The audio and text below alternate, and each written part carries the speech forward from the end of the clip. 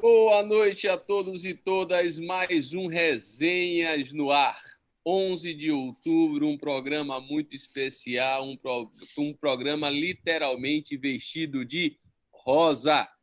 Eu trago aqui para a nossa bancada nossos amados Rodolfo Pamplona, Luciano Martinez e Gersinho, e vou deixar a cargo de você, meu amigo Luciano, receber as nossas convidadas nessa noite de hoje. A palavra é sua, meu irmão.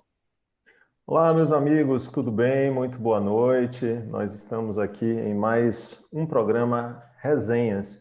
Esse é um resenha cor-de-rosa, um resenhas em homenagem ao Dia das Meninas e dentro do Outubro Rosa, em que se manifestam as preocupações em relação aos cuidados que se deve ter com a saúde feminina.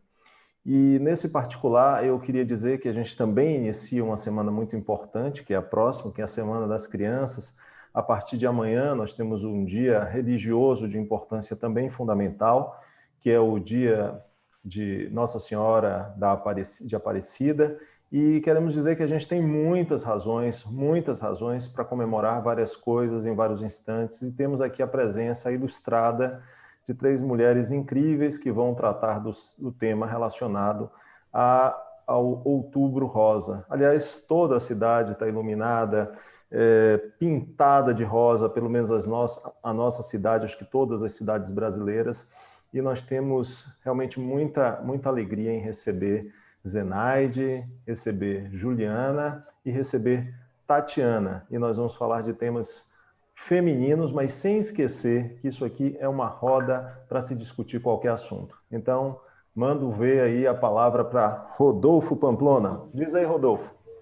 Olá, gente, boa noite, tudo bem? Como vamos aqui? E estamos aqui todos de rosinha, nesse momento aqui, para trabalhar, refletir, né, sobre as resenhas da semana, mas com um corte epistemológico especial sobre a questão do Outubro Rosa, com três ótimas participantes aqui que têm lugar de fala para poder comentar sobre essa temática, e isso vai ser muito legal mesmo. Não tenho a menor dúvida, a menor pálida de dúvida. Vamos usar aqui meu amigo Luciano, que está de rosa, mas é um rosa pálido. O meu rosa é um rosa mais pink, entende assim? Aí é para a gente abusar aqui. E eu vou dar a palavra para Gersinho também, que está hoje novamente. Hoje a bancada não é de 3, a bancada é de 4 lá ele. Já vou lhe dar a palavra, Gersinho. E nesse ponto, mas também eu quero... Não, já dou a palavra. Depois eu recito uma poesia, que eu estava aqui inspirado com essas musas inspiradoras da noite aqui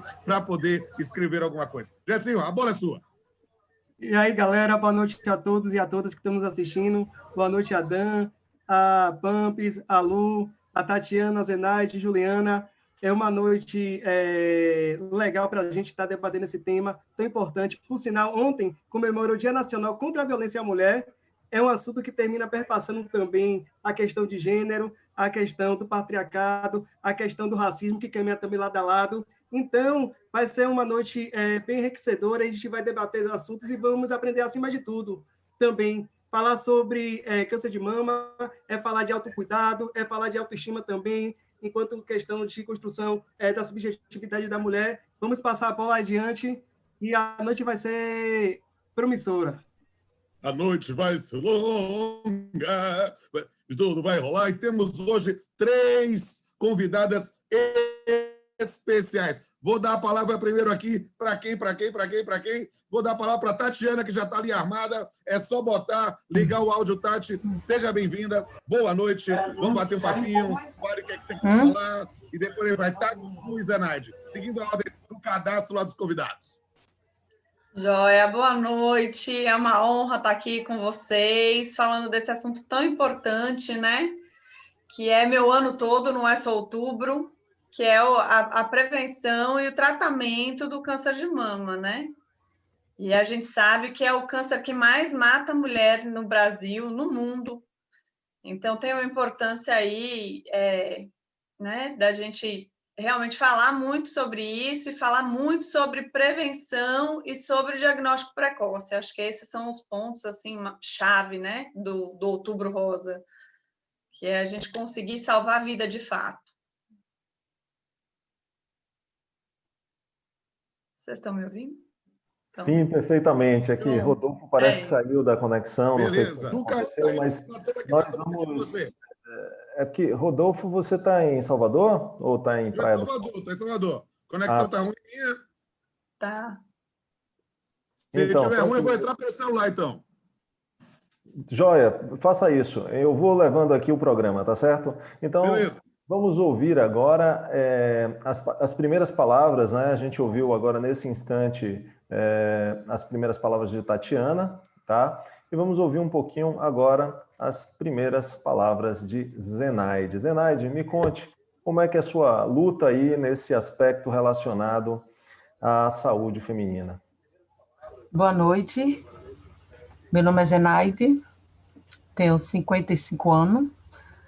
Quando eu descobri o câncer, eu tinha uns 45 anos, e foi difícil, né? Ao primeiro momento, assim, a gente pensa que o mundo vai se acabar, mas infelizmente não acabou. Eu estou aqui lutando, viu? Porque a gente tem preconceito, a gente sofre preconceito por ter tido um câncer de mama, porque a mutilação também atinge o psicológico de muitas mulheres, principalmente quando faz quimioterapia, que o cabelo cai, né? Porque muitas mulheres pensam mais na vaidade, que eu tenho colegas que ela pensa muito na vaidade, no cabelo, de ser mutilada, e o cabelo cai, aí tem aquele preconceito todo, né? Então, eu descobri que eu estava com câncer de mama quando eu tinha 45 anos. Não foi um nódulo, foi uma mancha no bico do mamilo. Eu fazia um exame de toque, mas como mancha a gente não sente, né? Aí, minha irmã, em 2009, apareceu um câncer de mama, e de 2009 para cá, a gente começou a se cuidar. Aí, eu descobri, foi muito difícil para mim, porque na época, minha outra irmã mais nova também teve câncer de mama, ela mora aqui perto da minha casa. Minha mãe estava doente, não podia cuidar da gente, então, na verdade, meus filhos eram adolescentes, eu só tive apoio dos meus filhos e da minha sobrinha, que era menor de idade. Eu não tinha marido, né? E minha mãe não pôde cuidar da gente, felizmente ela faleceu, ela não ficou sabendo que a gente estava com câncer de mama, porque, na verdade, minha irmã tirou a mama dela em 2011, em agosto, e eu fui em setembro. Então, foi uma atrás da outra. Foi muito difícil. Meus filhos eram adolescentes, eu teria que trabalhar para sustentar meus filhos. Passei um pouco de dificuldade, mas superei. Aí, desse tempo para cá, eu fiz a reconstituição da mama, resolvi, eu e a outra colega, abrir uma associação. Por que abrir essa associação? Porque a gente atinge o psicológico, aqui é muito difícil para se marcar um psicólogo. Geralmente, a gente vai para o Aristide Maltês para ter um acompanhamento. Então, a gente resolveu abrir essa associação. Essa associação é filantrópica. Já temos 6 anos. E a gente tenta buscar, não sei nem como dizer assim, né? Que eu nunca falei assim com tanta gente assim, né? A gente só fala assim mesmo da gente mesmo, né? Sempre nós mulheres mesmo, assim, nunca fiz uma live assim, né? Falando com tanta gente aí, eu fico um pouco... Então, a gente resolveu abrir essa associação, né? Por quê? São muitas mulheres, vamos dizer assim... deixa eu procurar uma palavra aqui. Bem, a gente resolveu abrir essa associação. Por quê? A gente tem que tentar ajudar. A gente tentar dar uma força para elas. Eu mesmo quero, desde que aconteceu isso comigo, eu quero transmitir o melhor para mim, para elas. Zenaide, o seu testemunho para nós é muito importante, porque você traz aí, nesse ponto, aquilo que a gente fala do lugar de fala da mulher que sofreu essa situação. E é muito importante para nós prestar essa solidariedade a você. Né? Eu sei que está emocionado, e também a coisa de falar ao vivo, às vezes é sempre complicado. Fique absolutamente tranquila, que a gente vai fazer umas rodadas aqui e vai ter sempre a oportunidade de falar. E você levantou uma questão muito importante, que é a questão do apoio psicológico. E é por isso também que justifica a nossa terceira convidada, doutora Juliana, que cuida justamente, que é psicóloga, doutora Juliana Beltrão, e que subiu a imagem aqui para mim agora. Não sei se ela está aqui. Ela está aqui? Muito bem. Doutora Juliana, olá, boa noite. A palavra é sua também, querida. Boa noite. Eu estou agora aqui rodeada de crianças. Eu tenho que esperar só elas saírem um minutinho. Natural. Não, natural. pode participar, pode botar todo mundo ao Pode vivo. trazer, Quem inclusive. sabe faz ao vivo. Invadiram o espaço. Não, sem problema. E uma das coisas que eu, Luciano e Danilo mais temos nesse momento é justamente esse respeito à criançada, porque as mulheres vivem, nesse período de pandemia, a jornada dupla e tripla simultânea. Então, às vezes, você está trabalhando e, ao mesmo tempo, cuidando da casa, cuidando da criança. Então, não se preocupe, a gente vai entender. E quando não der, você baixa o microfone, a gente assume a bola. Fique à vontade. Na medida que a criançada deixa, pode falar. Agora, fala aí. E hoje, literalmente, elas podem tudo, e porque amanhã é o Dia das Crianças, né? Então, Exatamente. sejam muito bem-vindas.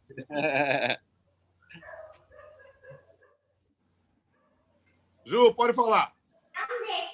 Bom, eu queria agradecer a vocês o convite, né, por estar aqui hoje e dizer que eu acho que esse é um tema extremamente importante, realmente, né? A gente precisa falar sobre isso. A campanha, ela, na verdade, deveria ser o ano inteiro, mas que bom que, pelo menos, a gente fala sobre isso durante o outubro, né? Pelo menos isso. E eu vou devolver a bola para Danilo, que depois vai passar para Luiz Gersinho, que tem... Gersinho já sei pergunta. Gersinho é o nosso perguntador oficial. Mas, Dan, você quer falar? A palavra é sua. Vamos lá. Doutora Tatiana, queria começar por você aqui, se me permite uma pergunta, porque muito se fala, e com razão, e necessariamente, em prevenção, em todos os campos das nossas vidas. E me parece que com o câncer de mama não pode ser diferente. O que é que você pode trazer de mensagem para quem está nos acompanhando nessa noite de domingo, em termos de prevenção? A partir de que idade fazer o autoexame? A partir de que idade passar a procurar um médico? A partir de que idade de um determinado exame específico? Que mensagem de medidas preventivas você pode trazer para todos nós? Quando a gente fala de prevenção de câncer de mama, a gente tem dois aspectos para abordar. Tem a prevenção de fato, que é feita com mudança de estilo de vida, né? Que é a primeira coisa que a gente tem que abordar e que é pouco dita, é muito dita a prevenção secundária, né? Então, assim, obesidade é um fator de risco muito importante, é maior do que a reposição hormonal, por exemplo, na pós-menopausa, o sedentarismo. Então, essa questão de hábito de vida, da pessoa ter uma alimentação saudável, fazer a atividade física, isso sim é a prevenção primária, que diminui, de fato, você ter câncer de mama, diminui a chance de você ter, né? Mas hoje, infelizmente, não existe uma prevenção como tem em outras doenças, né? Você faz tal coisa, com certeza você não vai ter essa doença. O câncer de mama não funciona dessa forma. Então, a gente faz uma prevenção secundária, que é, na verdade, um diagnóstico precoce da doença. A gente não faz mamografia todo ano para não ter câncer de mama. A gente faz mamografia todo ano para descobrir a doença no estágio inicial, para que a chance de cura seja alta como né? Essa mamografia deve ser iniciada com 40 anos.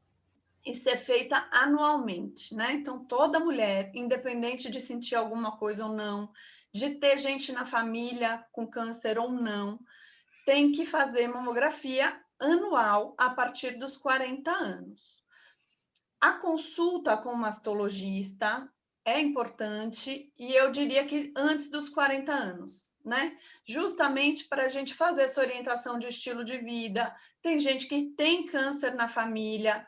Zenaide teve uma irmã com câncer de mama, né? Como ela disse aí. Nesses casos, a gente pode adiantar a mamografia em alguns casos específicos que a gente tem alguma suspeita, né, de que seja hereditário de fato, que é a menor parte, né, dos cânceres, mas a gente pode adiantar essas mamografias serem feitas antes, né? Então, eu acho que a consulta com o mastologista entra aí antes dos 40 anos, antes da gente iniciar a mamografia.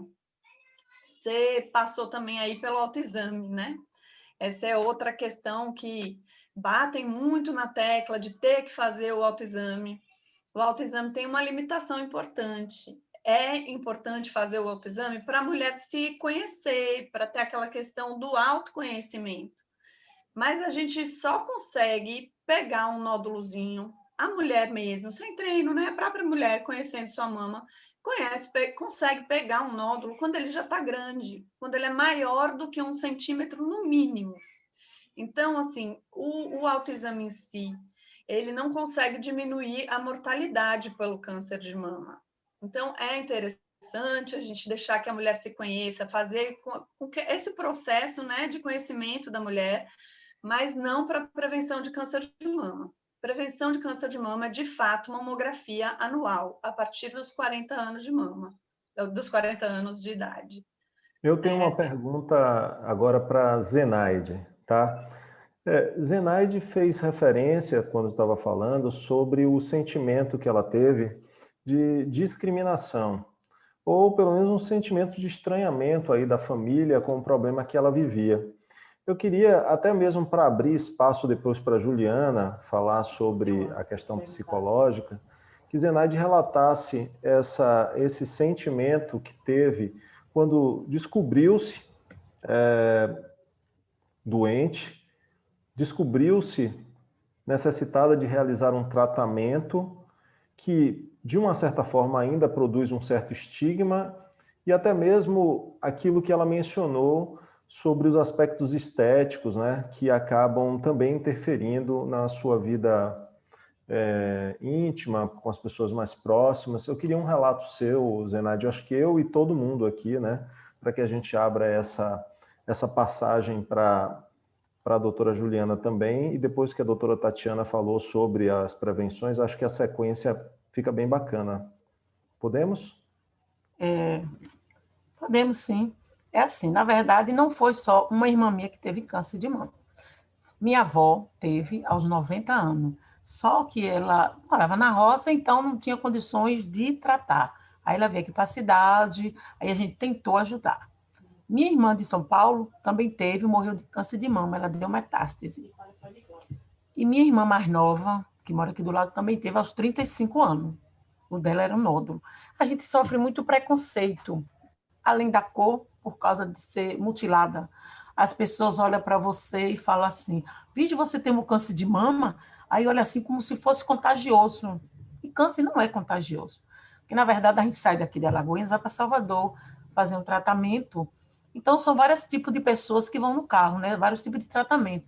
Quando diz que você tem um câncer de mama, aí as pessoas ficam se afastando de você, pensando que você vai contagiar aquela pessoa. É bastante complicado, né? Mas a gente vê no seu caso um componente fortemente hereditário, né? Parece que também tem esse aspecto genético muito presente, ao qual fez referência a doutora Tatiana, né? Sua família tem muitos casos nesse sentido. Até fazer uma intervenção aqui, uma observação. Sim, claro. Uma questão interessante que ela traz também é a necessidade dela se deslocar da cidade onde ela mora para procurar a capital e obter ajuda.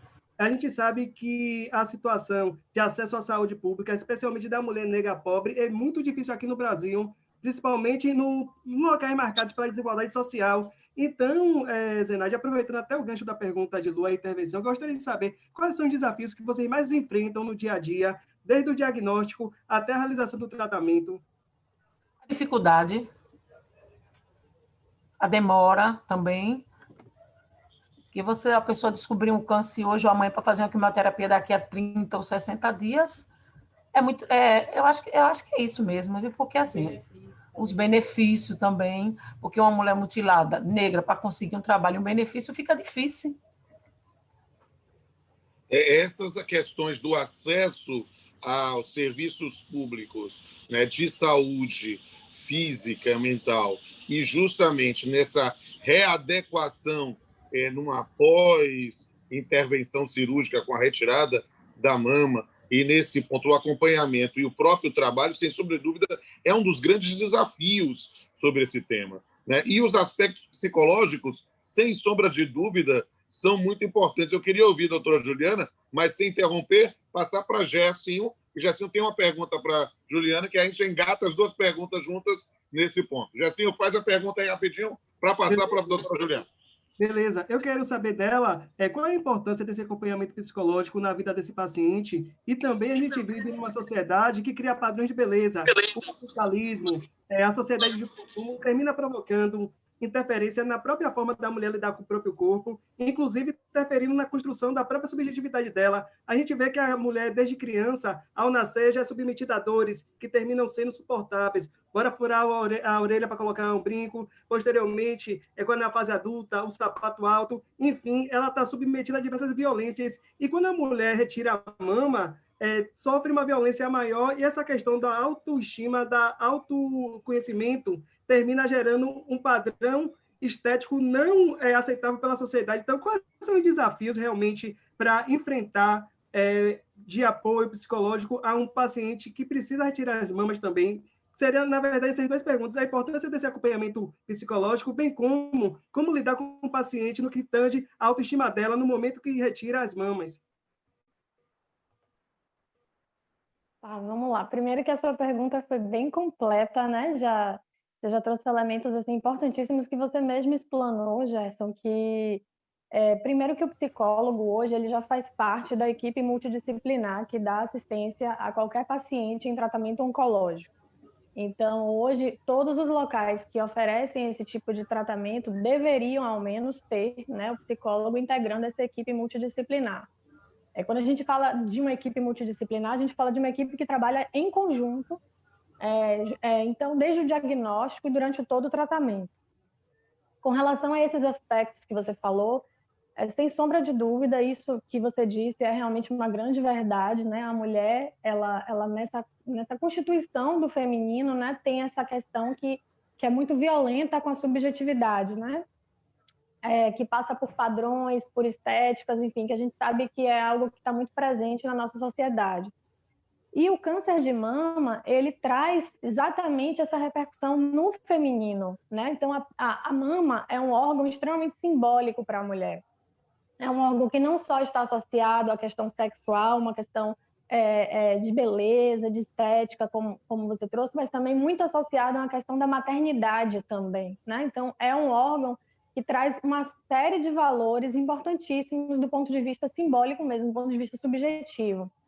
Então, a perda de uma mama representa a perda de uma série de questões, né? A perda da possibilidade de como é que seria esse maternar, de como que seria, por exemplo, a questão da amamentação. A gente sabe que tem toda uma possibilidade em torno disso, mas só o fato de a pessoa atravessar o câncer de mama, desde o diagnóstico, já traz uma repercussão muito grande de o que pode vir a acontecer, do ponto de vista imaginário mesmo, assim, de fantasia, né? Do que eu posso atravessar durante esse momento. Então, tem isso que você trouxe, da questão da imagem corporal, de como é que essa mulher vai passar a se enxergar a partir de então. E a gente sabe que, infelizmente, né, a questão da reconstrução mamária não tá para todo mundo ainda, mas, enfim, isso repercute muito do ponto de vista de ela se reconhecer com esse novo corpo, se aceitar, né, e se enxergar dentro dessa sociedade. Mas tem também, para além disso, da questão da imagem corporal, tem também dessa relação dela com esse órgão que é tão significativo como a mama, né? Um outro elemento importantíssimo também é que um diagnóstico oncológico ainda traz muitos estigmas, e ele traz, desde o início, uma repercussão muito grande da possibilidade de vivenciar perdas. Eu costumo até falar assim, que é um processo que já envolve mortes, desde o diagnóstico, né? Mas quando a gente fala de mortes, a gente não está falando da morte em si, da morte do corpo apenas, que é algo que a gente sabe que traz muito ainda, né? Essa característica desse medo, enfim, do estigma que isso traz. Mas das mortes simbólicas vividas ao longo do processo, como, por exemplo, a perda de um órgão importante para o próprio corpo, né? De algo que é tão carregado, como eu disse, de significado. A perda do cabelo, por exemplo, também é uma Juliana, questão que... Oi.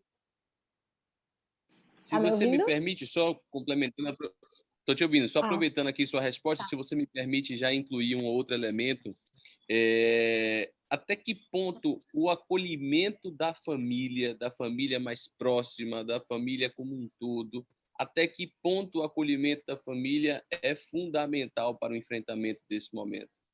Só para dar um pitaco, que essa é uma contribuição da doutora Vânia Gaspar, que estou fazendo a devida indicação aqui, porque eu estou acompanhando também no YouTube. Um beijo, querida.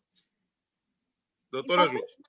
É importantíssimo, é fundamental, como você bem disse, né? A gente fala que o tratamento, que o acompanhamento envolve um suporte que é biopsicoespiritual, né? Biopsicossocial espiritual. Então, a parte da rede de apoio, que é isso que você está trazendo, né? Da família, dos amigos, das pessoas próximas, enfim, das pessoas que têm essa relação, estaria enquadrada aí nesse item que é o social, que é quem está em torno dessa pessoa. Então, isso faz parte desse suporte que favorece a estratégia de enfrentamento da pessoa.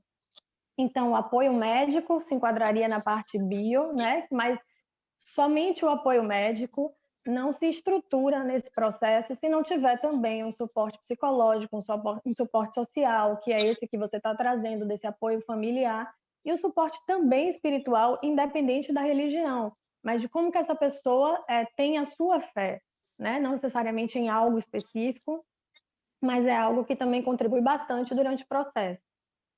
Eu vou até te perguntar uma coisa, você pode responder agora, então pode passar para o restante dos convidados. Eu queria saber como encarar um diagnóstico com equilíbrio. Você responde agora, a gente passa para outro convidado, vocês que sabem a dinâmica. Eu acho que sua pergunta cortou um pouquinho, Gessinho. Pelo menos para mim aqui cortou. Beleza. Eu queria perguntar a Juliana como encarar um diagnóstico com equilíbrio, que acho que é um dos grandes desafios para o paciente quando recebe um resultado. Seria uma sentença de morte para muitos, mas para outros seria um momento até de superação, de se reinventar e rever a vida até a forma que ela estava vivendo naquele momento. Então, como é que funciona para você buscar um equilíbrio diante de um diagnóstico dele? E para uns pode ser certeza de morte, para outros pode ser um recomeço. Se você me permitir isso aqui, Juliana, por gentileza, eu sei que o tema... Já te volto a palavra aqui para você responder, e aí vou fazer uma pergunta à doutora Tatiana também, mas eu sei que a gente tenta escapar do jurídico o máximo possível no Resenhas, é uma característica nossa, a despeito de sermos 3 juízes do trabalho, um advogado, que é Gessinho, mas a gente tenta realmente fazer disso aqui um momento não muito jurídico, mas me parece que tem uma informação jurídica que é relevante.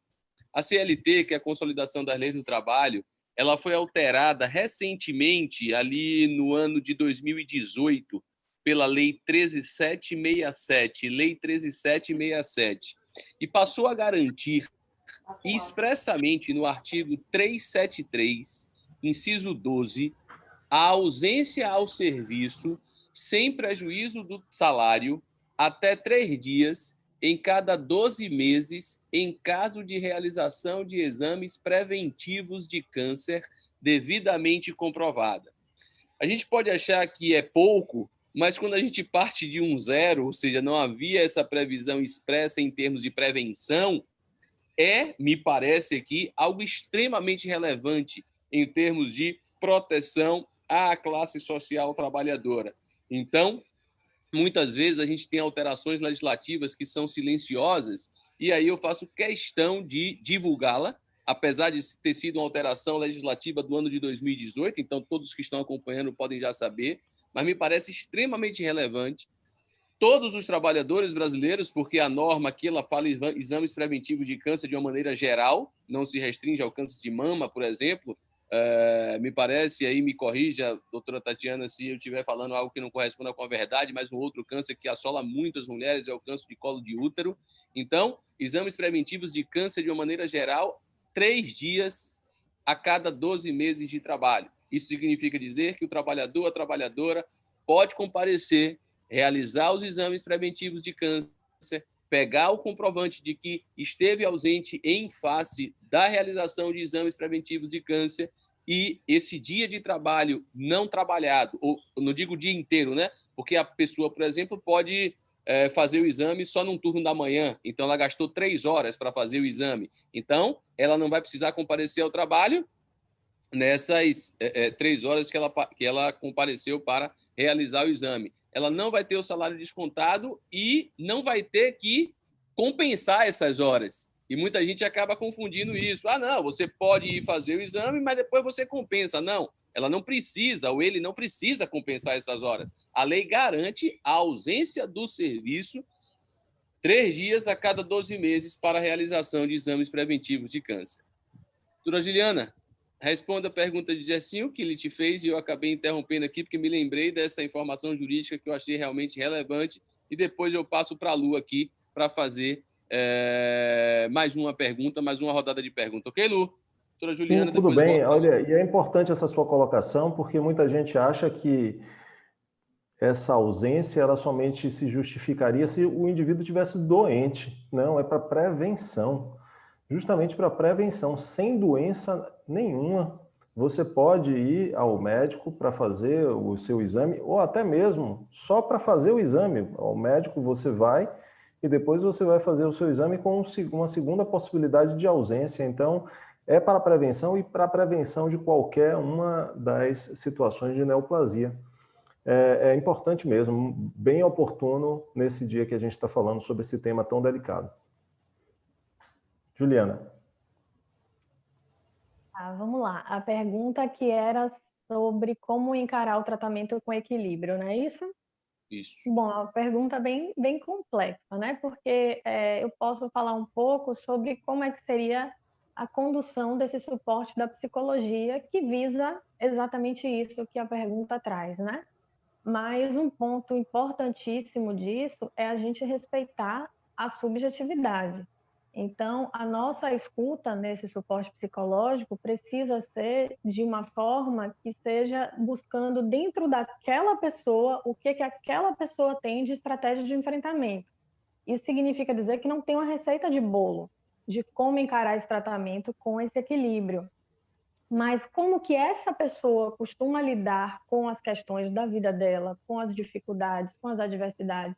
E um ponto importantíssimo é a permissão para que haja esse espaço de falar sobre isso e que favoreça esse processo de elaboração, que nada mais é do que pensar a respeito, imaginar o que vai acontecer, falar sobre esses medos, sobre essas fantasias, ou seja, trabalhar isso que está dentro desses pensamentos, dessas ideias, desse imaginário, trazer para o real, para o que de fato para o que de fato está acontecendo, e assim favorecer que essa pessoa tenha recursos de enfrentamento, que foi o que eu falei antes, que é o que essa pessoa consiga lidar com o processo da maneira dela.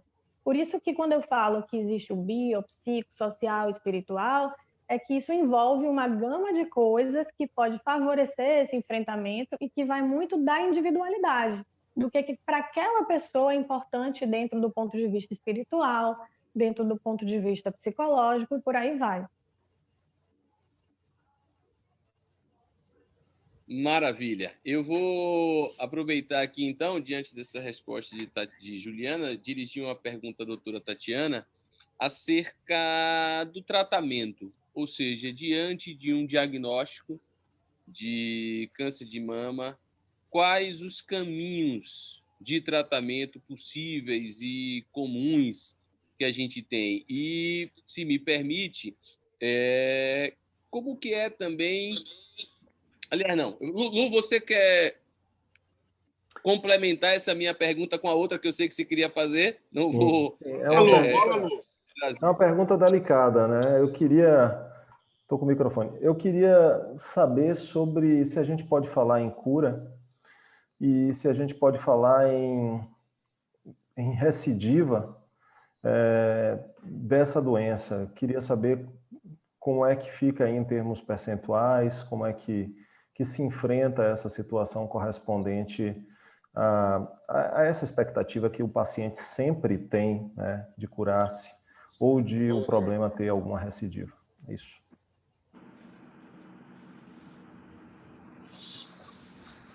Doutora Tatiana? Só ative seu som, doutora Tatiana. Dava assim. Pronto, desculpa.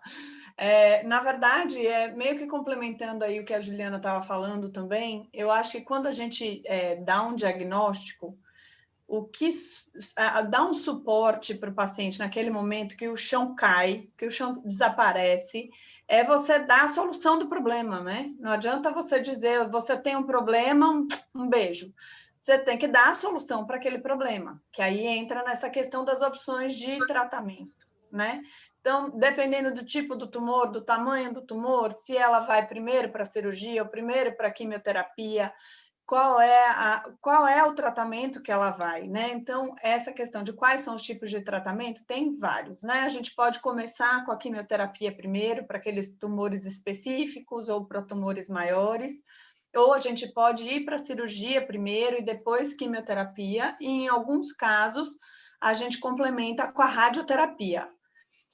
Tem também a imunoterapia, né, que a gente faz oral, tem alguns outros tratamentos complementares, mas basicamente é isso. E a hora que você dá a solução para a paciente junto com o diagnóstico, a coisa fica um pouco mais palpável. Eu tenho tratamento e eu tenho, sim, chance de cura, que é o que o Luciano perguntou, né?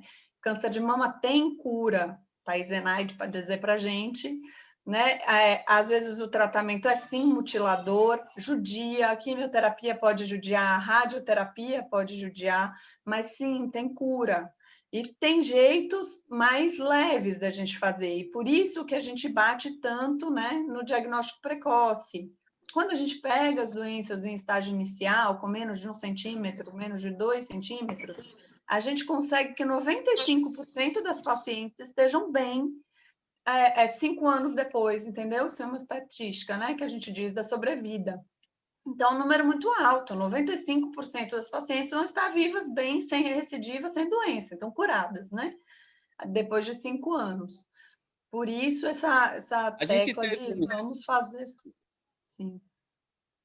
A gente teve um caso que, a mim, em particular, me chamou muita atenção. Eu não sei qual que é a habitualidade disso, sobretudo no Brasil, mas um caso envolvendo a atriz Angelina Jolie, que, salvo engano, em 2013, algo do jeito. Ela me parece, se eu estiver falando algo que não corresponda com a verdade, mas me parece que, à época, ela fez uma mastectomia, eu não sei se eu posso te chamar preventiva, ou seja, ela se antecipou à mastectomia como forma de não adquirir a doença. Foi mais ou menos isso? Isso é comum? Isso é algo que é bastante isolado? Esse fato, lembro que me chamou muita atenção à época.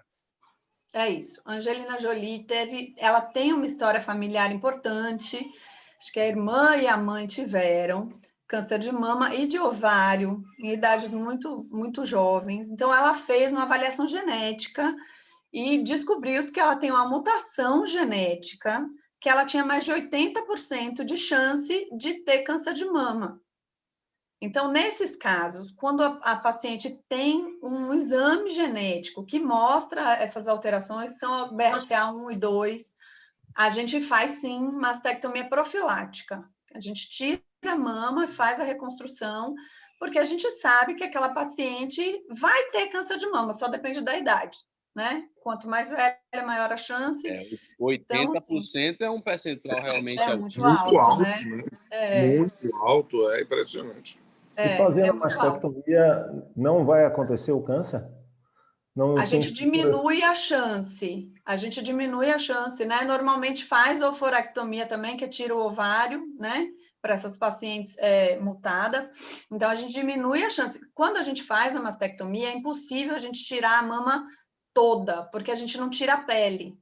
Então, sempre fica um pouquinho de tecido. Mas, assim, ela tinha uma chance de 80%, hoje a gente não pode dizer que é nula, mas é extremamente menor, né? Esse serviço é oferecido pelo SUS, a senhora sabe? Agora, alguns lugares, é muito difícil esse acesso, né? O exame genético realmente se a mamografia já tem suas dificuldades, o exame genético é, assim, extremamente difícil de conseguir, mas, sim, alguns lugares fazem, e quando a gente consegue o resultado, mesmo pelo SUS, aí a gente consegue operar essas pacientes. Né? Mas, realmente, é um acesso para o particular, para o convênio, né? Particular não, porque você paga e faz. mas para o convênio já é muito difícil, tem que entrar com liminar, tem todo um processo. Para o SUS é mais complexo ainda. Então, Agora, ainda é uma coisa que o brasileiro, em geral, não tem um acesso fácil. essas medidas profiláticas, elas gerariam economia para a saúde pública, né? Porque, no final das contas, é mais caro tratar um paciente que naturalmente vai ficar doente. Não sei qual é o pensamento do administrador público nesse particular, principalmente da saúde, mas quando a pessoa fica doente, ela não somente teria que fazer a mastectomia mesmo, de qualquer jeito, como também esses tratamentos de evitar a propagação do câncer, né? As metástases, que são caríssimos, né? Cujos valores das substâncias são coisas impressionantes em termos de preço. Impressionantes, né? São preços que parece que não existem nesse mundo. Eu queria fazer uma pergunta para a Zenaide. Zenaide, me ouve bem? Sim, estou ouvindo. Beleza. E aí, Dan, você faz a pergunta, passa para Gessinho, que tem mais uma pergunta para a Zenaide, para a gente depois já arrematar para a parte final. Tá bem. Zenaide, depois do processo de tratamento em si, naquele momento do diagnóstico ali, existe algum tratamento prolongado que se faz após, eventualmente, a quimioterapia, após, eventualmente, a mastectomia? Fica alguma utilização de medicamentos em tempos prolongados? Isso acontece de alguma maneira com você? Eu não entendi muita pergunta. Você quer saber se eu tomo alguma medicação? Se eu estou tomando alguma medicação, é isso? E se após o tratamento fica algum tipo de medicação que tem que manter para acompanhar durante alguns anos, algum tempo? Não, na verdade, eu tomei hormonoterapia 2 anos só, e minha irmã 5 anos. Só tomei 2 anos. Só tive acompanhamento com oncologista durante 2 anos. Acho que não deu para ouvir. Quem poderia até falar isso é a doutora Tatiana. Eu não sei se esse procedimento é decorrente mais de uma política de atendimento do SUS. Eu já tive experiência na família que o acompanhamento foi prolongado, usando uma substância, inclusive a medicação foi muito cara, praticamente durante 5 anos ela ficou tomando essa medicação, vou fazer a propaganda, não sei nem, Aromazin, essa medicação assim. Então, eu percebo já que tem essa diferenciação, pelo que eu estou percebendo, de atendimento de acordo com a área. Não, correto. O que a gente tem na rotina, mesmo no SUS, é um acompanhamento maior. Só 2 anos é muito pouco. A gente faz... o tamoxifeno pode ser feito por 5 ou 10 anos, depende do tipo da doença. O Aromazin, normalmente 5 anos. Mas 2 anos realmente... Você interrompeu por algum motivo, Zenaide? Teve alguma razão que deixou de ir ao oncologista? Não, eu estava indo para um oncologista. Ela disse: olha, Zenaide, seu acompanhamento comigo já acabou. A sua medicação só é durante 2 anos. Você agora vai ser acompanhada com o doutor José, não mastologista. Mas ela não me justificou por favor. Simplesmente ela disse 2 anos. Mas, no geral, o acompanhamento é maior. Só foi 2 anos. Qual Agora, que é o como tempo, astrologista, doutora Tatiana, geralmente, que se mantém? Qual que é o tempo médio?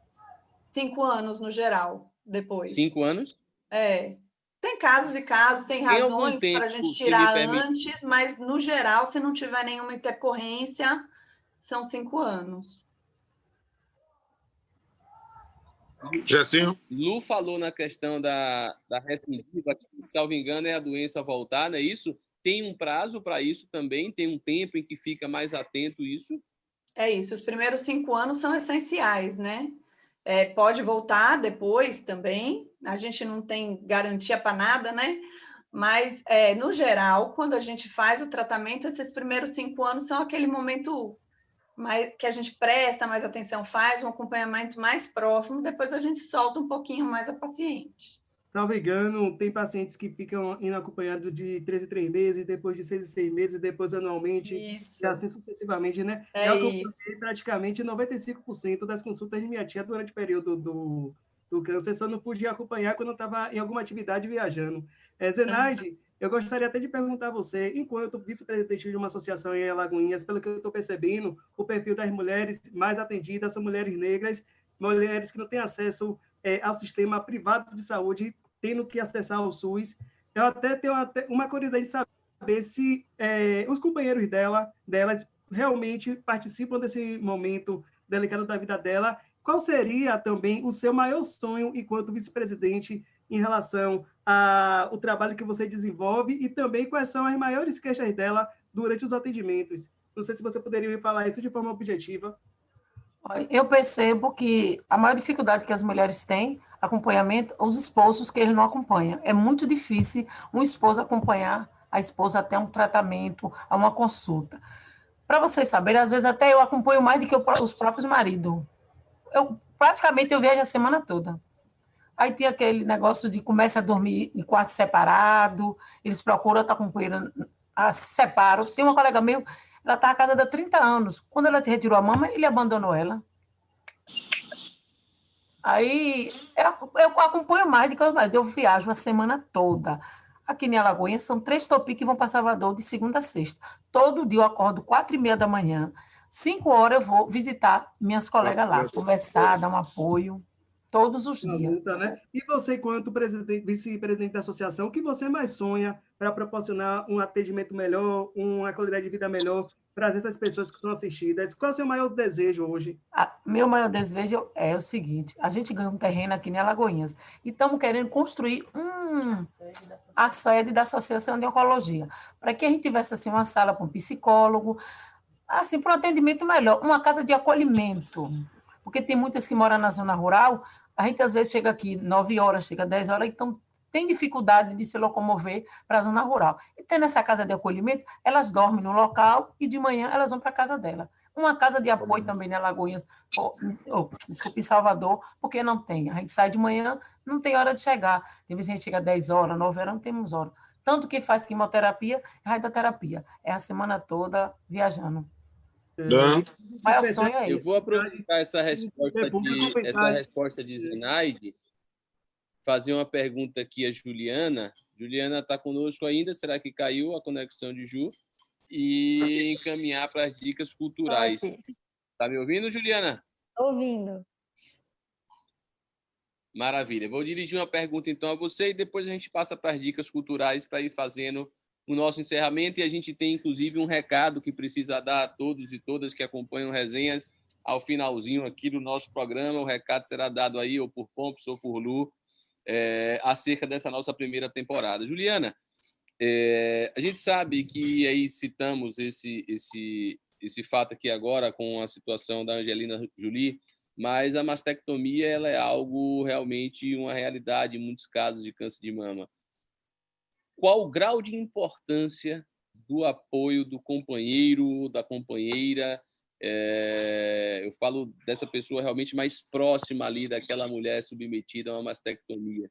Qual o grau de importância dessa pessoa que está ao lado para o pré, o durante e o pós-mastectomia?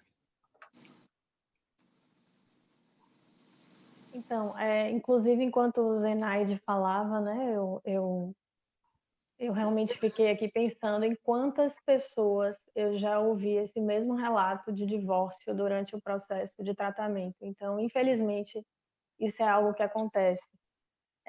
Esse grau de importância é imensurável, né? Realmente é algo que precisa acontecer, embora muitas vezes o processo de tratamento aflore, às vezes, situações que já existiam até, né? De situações difíceis dentro de alguns relacionamentos. Então, de fato, acontece muito de as mulheres não terem esse apoio do companheiro ou da companheira durante o seu tratamento. E muitas vezes, como ela também trouxe, esse processo da mastectomia, isso interfere na vida afetiva, na vida sexual do casal e também, né, numa repercussão muito grande, às vezes até como ela trouxe a questão do divórcio. Então, respondendo a sua pergunta, é fundamental essa importância, mas nem sempre isso acontece. Esse suporte nem sempre acontece. E daí, mais uma vez, a importância desse apoio da psicologia, para trabalhar essa questão também, né? Para poder oferecer a essa mulher que está em tratamento esse espaço onde ela possa falar sobre como é que está sendo para ela não sentir, quem sabe, esse acolhimento do companheiro ou da companheira e o que fazer com isso. né? Então, como é que ela vai lidar com isso posteriormente? O que é que ela vai ressignificar na vida dela após esse tratamento? Eu costumo dizer, durante os atendimentos, que após esse processo de tratamento, essa pessoa é uma nova pessoa, né? Não é mais aquela pessoa de antes. São muitos aprendizados, são muitas ressignificações, então muitas vezes também passa pela questão conjugal.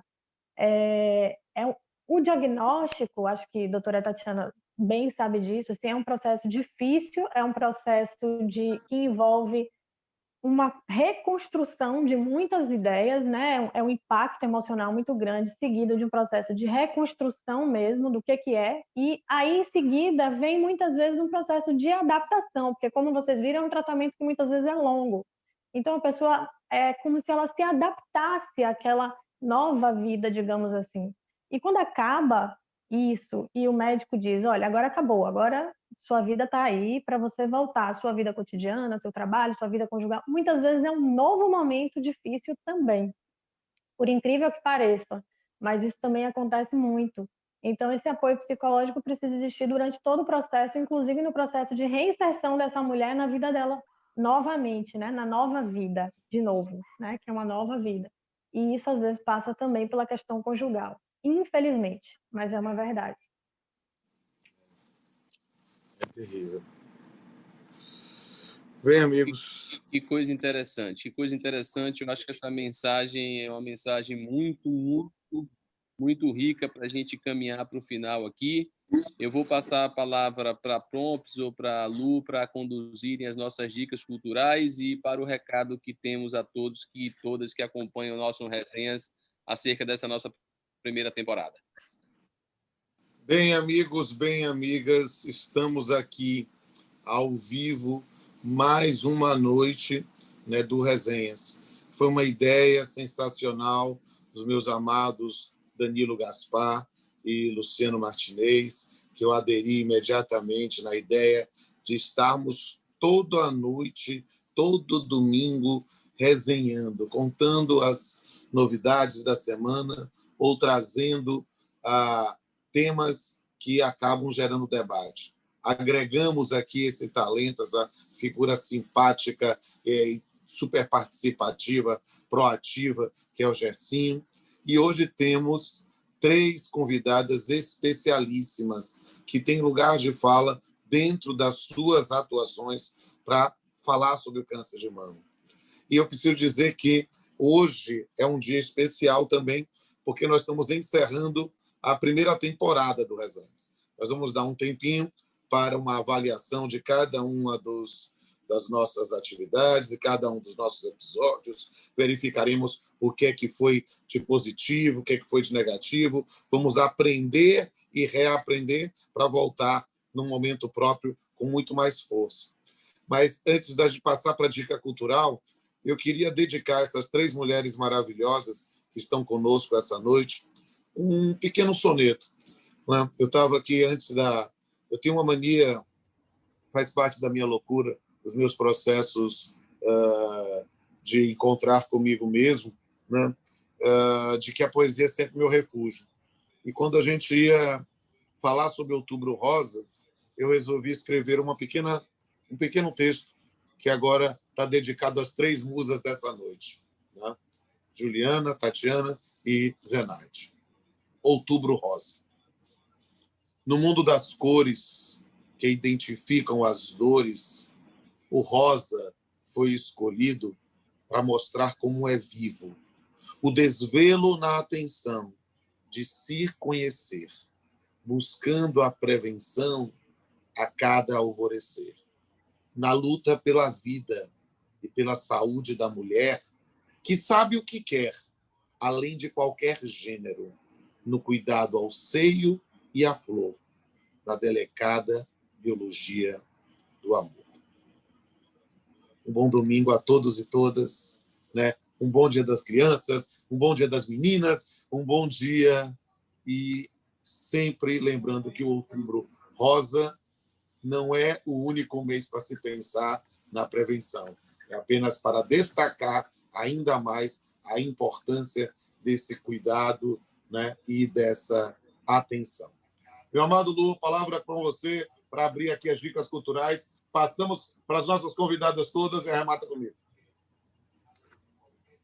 Pois é um dia em que a gente trata de um tema delicado, difícil, muito importante, mas dolorido, né?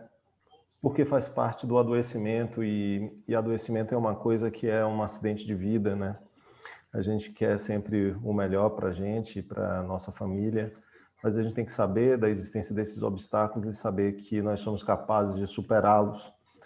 E, simbolicamente, a gente usa nesse programa, eu com rosa pálido, como disse Rodolfo, e vocês, meus amigos, com rosas talvez mais marcantes, mas todos nós, homens aqui, e também não sei identificar muito pelo vídeo a cor das roupas de Juliana e de Tatiana, mas de Zenaide é rosa. Estamos todos manifestando a nossa solidariedade. Não somente solidariedade, mas a nossa atenção para essa temática com uma cor tão agradável, né? Uma cor tão delicada e uma cor que representa tanto a mulher. E não por outro motivo, hoje, exatamente hoje, é o Dia Internacional das Meninas. Meninas, mulheres, enfim, é um dia de acréscimo, além do dia que normalmente se comemora o Dia das Mulheres, e eu que vivo, todos que são mais próximos de mim sabem, rodeado de mulheres. Para quem não sabe, eu tenho nada menos do que 4 filhas, 4 meninas, então o dia é muito para mim, muito dedicado para meu círculo, né? E aqui, enquanto dica cultural, eu não veria uma outra forma mais adequada de referir o dia e de dedicar alguma coisa a esse dia, senão uma música super bonita de Gilberto Gil, que é Super-Homem, é a canção, né? Ele fez essa música depois que Caetano Veloso relatou para ele um filme que teria assistido enquanto nos Estados Unidos, em que o Super-Homem, todo mundo assistiu, a primeira versão de Super-Homem, isso não seria spoiler, uma altura dessa, o filme é de 1978, em que o Super-Homem, no momento em que Lois Lane morre, ele, como um deus, muda o curso da história, rodando em torno do mundo no sentido contrário, fazendo com que tudo então volte a ser como era antes, inclusive produzindo como um deus a ressurreição de Lois Lane, né? E ele fala justamente isso na música, né? Ele fala é uma música extremamente delicada, né? E ele menciona que ele teria um dia vivido a ilusão de que ser homem bastaria, esse sexo forte, né? Que o mundo masculino tudo lhe daria, né? Do que ele quisesse ter, mas que nada. Ele via que a porção mulher, que até então nele se resguardara, era e é, né? De fato, a melhor que ele traria para ele a partir de então e que lhe faria viver. E aí ele termina dizendo, né, quem dera pudesse todo homem compreender, ó mãe, né, a mãe dele, falando das mulheres nesse sentido, quem dera ser o verão o apogeu da primavera e só por ela ser. E no final, para encerrar, ele diz, quem sabe o super-homem venha nos restituir essa glória, mudando como um Deus o curso da história, justamente por causa delas, por causa das mulheres. Então, muito feliz por estar aqui comemorando o Dia das Meninas e o Outubro Rosa. Eu deixo aí minha dica cultural para essa inenarrável música de Gilberto Gil. Dan. Minha dica cultural de hoje se resume em 2. A primeira é uma gratidão às mulheres que aqui estão presentes nessa noite de hoje, doutora Juliana Beltrão, doutora Tatiana, nossa querida Zenaide, que representam, cada um à sua maneira, todas as mulheres que ao longo dessa primeira temporada acompanharam resenhas, e a temática das mulheres, felizmente, foi uma temática sempre muito presente nos episódios do Resenhas, a cada domingo. A busca por uma igualdade de gênero é um uma marca também do Resenhas. A gente não consegue ficar em paz quando a gente não garante isso, e terminar a primeira temporada com 3 mulheres como convidadas foi realmente algo extremamente significativo. Então, essa é a primeira parte da Dica Cultural, um agradecimento a todas as mulheres que fazem e constroem o Resenhas com a gente. E a segunda dica, parte da dica, é uma dica em homenagem ao Dia das Crianças amanhã, e eu vou deixar aqui como sugestão Toy Story, o 1, 2, o 3, o 4, o que vocês quiserem. Mas Toy Story é um filme muito bacana, me parece que para a família inteira, e vou terminar aqui já com uma mensagem de um dos personagens de Toy Story, e que talvez signifique um pouco aqui da nossa ideia com Resenhas, quem sabe, porque o Resenhas é construído a partir de vocês. Vou deixar aqui para a nossa segunda temporada, que vai começar em breve, aí, quem sabe uns 30 dias, e fica como mensagem para a segunda temporada do Resenhas: ao infinito e além. Seria Buzz Lightyear. Isso, eu diria, amigo, estou aqui. Amigo, estou aqui também. Amigo, estou aqui para vocês todos. Amigo, estou aqui. Pode contar comigo. Amigo, estou aqui. Gessinho, amigo, estou aqui. Fala aí, Gessinho. Eu gostaria de agradecer a todos vocês pela acolhida, pelo carinho de sempre, pelo convite de estar podendo participar aqui sempre e poder expor o que eu penso, o que eu acho. Como o Dan falou, o programa me encantou desde o primeiro episódio, e quando eu percebi que ele realmente retratava os fatos que acontecem na nossa sociedade, que nos tocam sempre diretamente e de uma forma leve, e ao mesmo tempo com debates extremamente qualificados, eu fiquei extremamente encantado. E falar sobre igualdade de gênero também significa falar sobre racismo. Os dois caminham lado a lado, ao lado do patriarcado, do machismo, sexismo, são assuntos que me interessam bastante, e eu busco realmente tentar levar uma contribuição para a sociedade em relação a isso. Então, hoje, para mim, a mulher é sinônimo de empoderamento, a mulher, infelizmente, a mulher solo é a realidade da nossa sociedade brasileira hoje, é a mulher que é guerreira, mantendo toda a sua família por conta de diversos abandonos materiais e afetivos. A gente percebe que, no período da pandemia, a mulher continua sendo a maior vítima dessa violência que tem. Quando a gente fala também de feminicídio, fazendo corte da base da interseccionalidade, a gente percebe que a mulher negra é a que mais sofre essa violência letal. O Atlas da Violência de 2020 mostrou que a cada 2 horas uma mulher morre. E quando a gente leva em consideração a questão da raça, são 68% de mulheres negras. Então, a gente precisa realmente mudar essa realidade, a luta é de todos nós. Então, devemos seguir juntos. E a dica que eu quero trazer hoje é em relação ao racismo recreativo.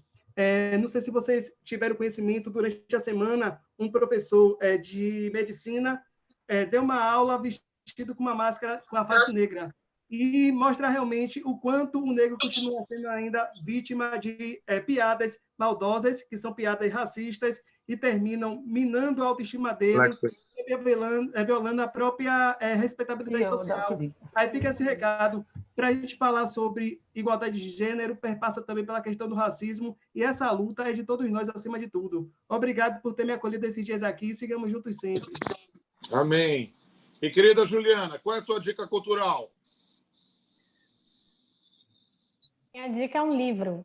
Eu vou sugerir um livro que foi escrito por uma paciente. O livro se chama Enquanto Eu Respirar. É uma leitura levíssima. O nome da autora é Ana Michele. E ela escreveu esse livro. Ela é uma paciente de um câncer de mama com metástase. Então, ela é uma paciente que permanece em tratamento, em acompanhamento. E ela fala justamente sobre como nós devemos, né, refletir sobre a vida, viver a vida, e por isso esse título, Enquanto Eu Respirar. É muito bom. Muito e é uma bom. leitura muito leve, apesar desse tema, né? Doutora Tatiana, tem uma dica cultural também? Tenho. Não podia deixar de deixar uma dica aqui sobre uma mulher forte, né? E é o filme, chama Maudie, que é sobre uma pintora que se passa nos anos 30, onde mulher realmente mal tinha direito a nada, e ela tinha artrite reumatoide, e conseguiu mostrar, assim, é uma história de força e de resiliência.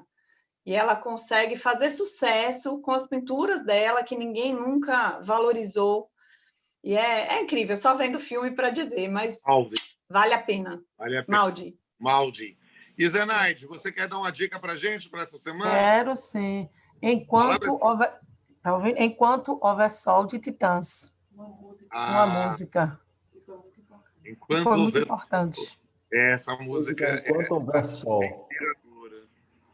É inspiradora essa música. Sim. Deixa eu dar uma dica também, queridos. Eu sou, evidentemente, aqui o mais coroa de todos, o mais velhinho, pelo menos o mais acabado aqui. E aí eu vou levar um filme que eu vi ainda na minha infância, né? E que trata também de câncer, né? É o filme Laços de Ternura, né? Com Shirley MacLaine, Debra Winger, Jack Nicholson, Danny DeVito, e é um filme muito sensível, né, que trata de um relacionamento conflituoso entre uma mãe viúva e a sua filha, e tudo muda justamente quando a filha descobre que está com câncer. Eu acho que, para o nosso mote, para o nosso tema, acho que é um filme que vale a pena rever, ver ou rever. E eu estou muito emocionado aí com esse encerramento da primeira temporada, e fiquei muito sensibilizado também com as palavras de Dan e de Lu, em especial. Lu é um poeta. E aí a gente... E Dan revelou muito. A gente tem uma... Quando a gente faz a pauta do Resenhas, a gente tem uma coisa meio assim, xiita, de dizer, não, a gente não pode ser só nós homens, não. A gente precisa ter a coisa da representatividade, de trazer, de dar voz a quem... Pô, que coisa linda ouvir o testemunho de Zenaide, o trabalho da doutora Tatiana, o trabalho da doutora Juliana. Isso, para nós, é muito importante, sabe? Essa representatividade, esse tema do lugar de fala. E aí eu ainda estou muito impactado com uma postagem que Danilo fez, que foi linda, sabe? Ele lavando lá, porque nós estamos num momento assim, sabe? Cada um peculiar. Eu estou me reconstruindo depois do meu divórcio. Danilo e Lu estão com filhinhos pequenininhos, sendo pais presentes. E Danilo, quando escreveu lá, eu não sou pai, eu sou pai, porque eu não estou aqui ajudando minha mulher, eu estou participando, mesmo porque eu preciso fazer isso, sabe? Eu achei isso aquilo lindo, sabe? Eu tenho muito orgulho de estar ao lado desses dois sujeitos maravilhosos, agregando aí Gessinho, que é uma nova geração conosco, mas eu tenho muito orgulho em dizer que sou um homem feminino. E isso, para mim, eu escrevi num poema que diz o seguinte: ser um homem feminino é buscar a sensibilidade com a força da alma. É querer ir além da empatia que o apoio explícito acarreta. É ser sendo, mesmo quando não se é. É conseguir fazer várias coisas ao mesmo tempo. É irar-se quando não valorizam suas qualidades e resultados, desviando o olhar da sua mente para o seu corpo. É dividir a emoção alheia, sentindo-a como se fosse sua. É ser tão ou mais capaz que seus colegas, mas precisar provar isso a cada novo desafio.